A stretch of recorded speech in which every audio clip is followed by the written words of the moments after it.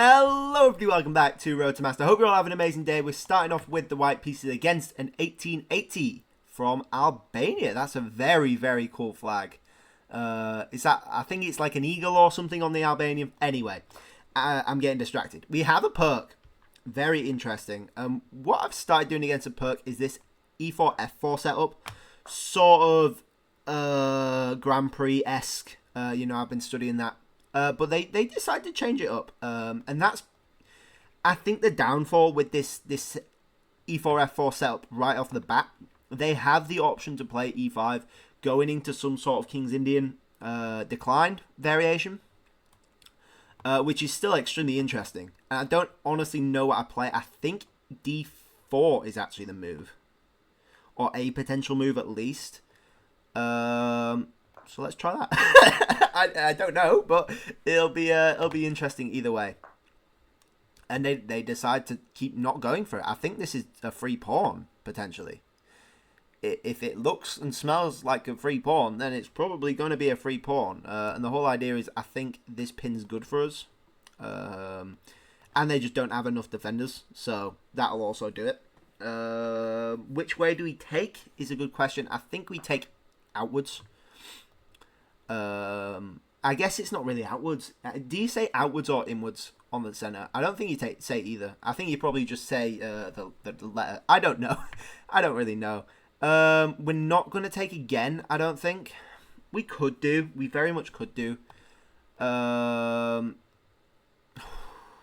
It's a tough call. It's not a very valuable pawn, and we're left with the isolated king pawn, which is an interesting variation of the IQP. Yeah.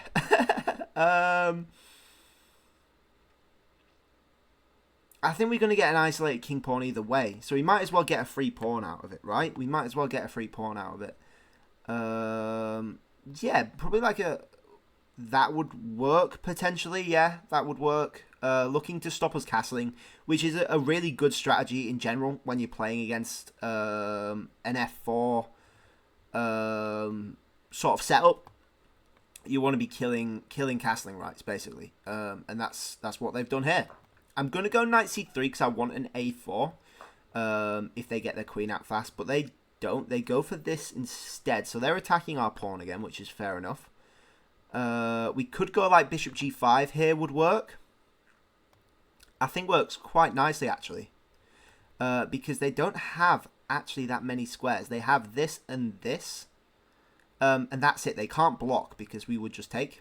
So I think we can just go bishop g5 here. Yeah, and e6. Oh, they decide to go for that? Really? So that's solidifying our pawn advantage there. But we have to be very careful because we're down in development. We're going to take it because we always take free pawns. But, yeah, we're down in development. And our king's not castled yet. So I think our main focus is that. Castle the king. We're going to play a queen d3 and castle alongside. I think is probably the easiest way to do it. We are going to take this. And we're going to take this knight as well, I think. Just so everything's off. We've got our clear pawn advantage. We can castle next move. We did give them the bishop pair. We did give them the bishop pair, but unfortunately, I think this is an unavoidable trade, really. We don't want to lose castling rights with any checks or anything. We're threatening some stuff potentially there. They go for that. Can I go bishop e2 here? Ooh, I'm worried a bit about rook d8. Worried a bit about rook d8. Potentially. Bishop e2, rook d8. Potentially even... Yeah, no, yeah, I think that's fine. I think that's fine, right? Go like queen g3. I think that's fine. There's a lot of trades coming off very quick. Bishop takes, knight takes, rook takes, rook takes. But I think we are living there. It's sad that our definition of a good position is living, but I think for the pawn it's worth it. I think it's worth it for the pawn. A very strong central pawn. We have a passer. It is isolated, so we've got to be aware of that. They decide to take straight away. Now, what we can do something quite cheeky here and throw in this check. I think would benefit us a lot. Because we are threatening then to win the queen, which would be nice. So we're going to do that, throw in the check.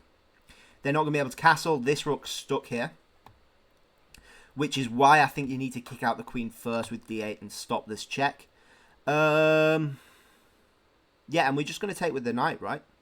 We're just going to take with the knight. Happy days. You can't kick our queen out that way anymore. You know, we've got rook f1 coming, is a huge threat. And that's potentially also coming in with mate if you move the queen as well. So I think we have a nice position here. You know, I don't want to speak too quickly, but I think we have a decent position. They could have had way more. I'm sorry to say, like, they could have just had way more. We'll go over it in the analysis, but yeah, they let this one slip, I think. Check is an interesting move. I like that.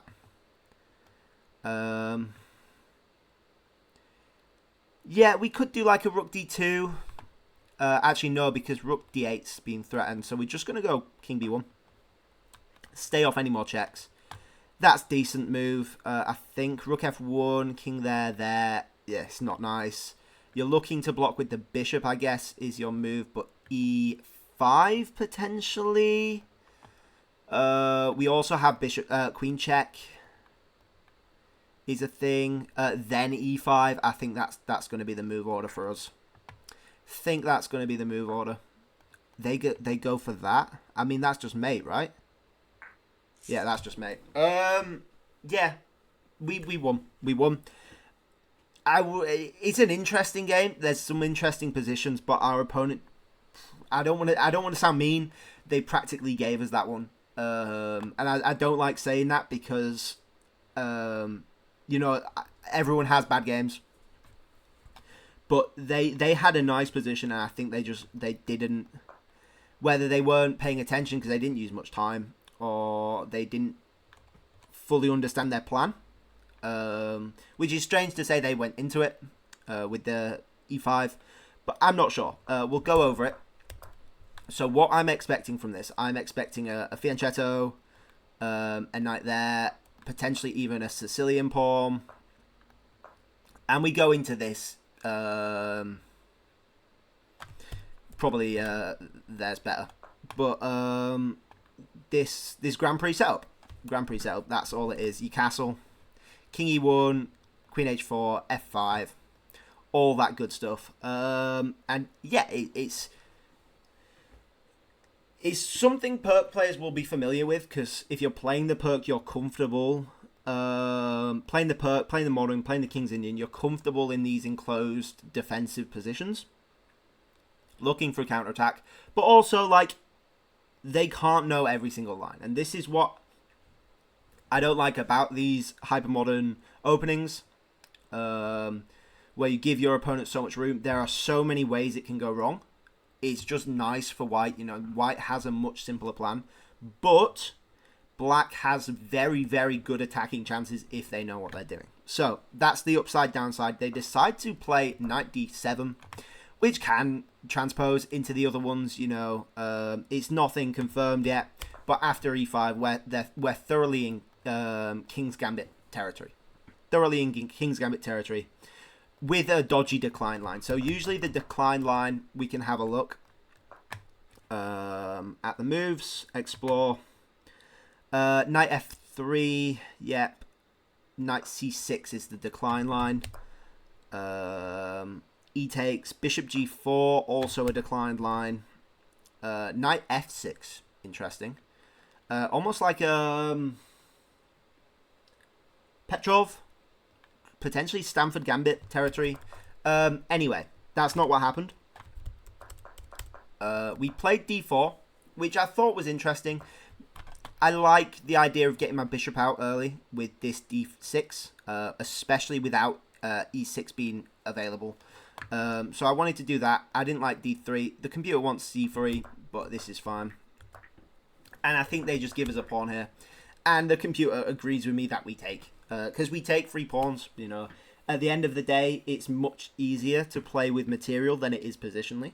That doesn't mean that's something to live by. But the computer will agree. Sometimes a free pawn is just a free pawn. There are positional upsides and downsides to this. You know, they've got a good attack coming on both of these pawns now that they're isolated. But that's something they have to actually prove. You know, you're the one with the evidence saying, I have the material, do something about it. So, if there's a free pawn, there's a free pawn. You know, I'm going to take it. Yeah, and then we just sort of developing. Knight c3 was to stop a potential queen b6. We would have to play like a queen d2, e2 to stop that. Yeah, d2. And then you've got ideas of a4, like if you don't pay attention or something. Knight a4. Actually quite devastating, to be honest. This is 2.4, and you're actually losing this bishop wherever you go. Oh, it's saying b4, you're not actually losing the bishop. Knight takes, queen takes. No, but we have the pawn, I guess. So you're not actually losing the piece, sorry, because they have this queen b4 square.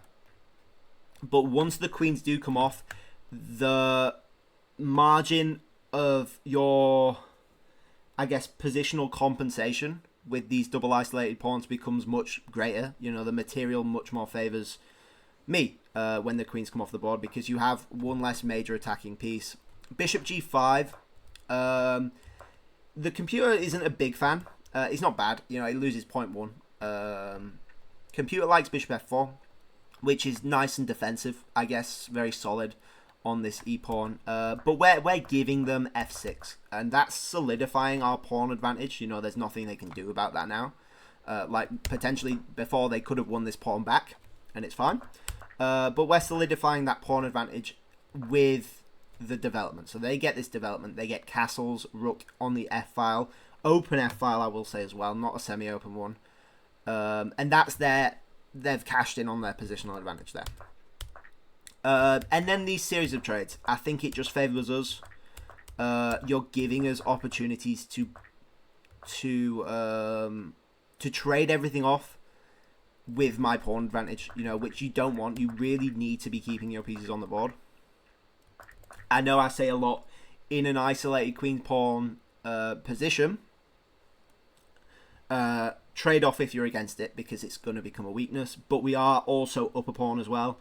So, yeah, there's that to consider. We trade off is fine. Lose a bit of advantage. Apparently, queen g3 was the better move. Keeping pressure on the takes and then threatening a queen trade as well that way with potential rook activity, I guess. Queen takes, yeah. Knight, you allow knight g4. You allow a 4. Oh, because of that threat. That's tasty. I like that. That's very interesting. But anyway, we get castled, and I'm super, super happy here. Bishop g4. You know, it seems okay. It seems okay, you know, but it's more trades. Everything gets traded off. I thought rook d8 here was good. A blunder. A blunder? Oh, the bishop's hanging. The bishop's hanging. Oh my gosh. So maybe check first and then rook d whatever. King b1. Then rook d8. Also still a blunder. Oh, because what? Why? Queen takes, queen takes. Oh, and the bishop's hanging at the end of it. Well, I'm glad that didn't happen, because I would have missed a free piece. They do this. So the best line, sorry, is actually bishop e6.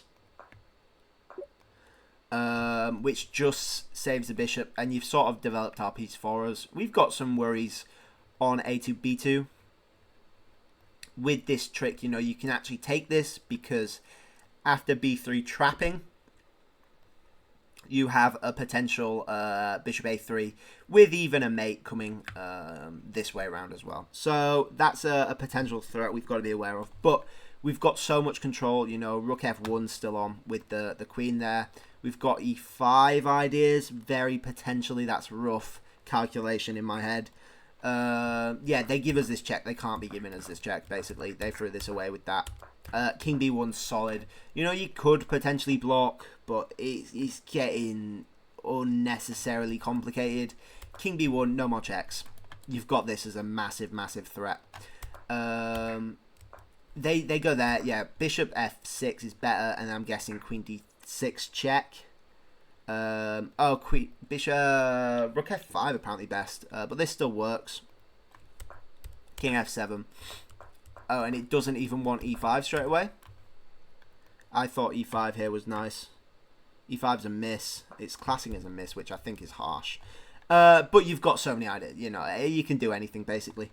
And that's that. Yeah, a pretty easy game. You know, I played a few games last night. Got some rating back, so potentially back in the 1900 ballpark. We will see. I'll play a few more games, try to get us back up. But yeah, I hope you all enjoyed. Please like if you liked. Please subscribe if you really liked. And I'll catch you guys all tomorrow.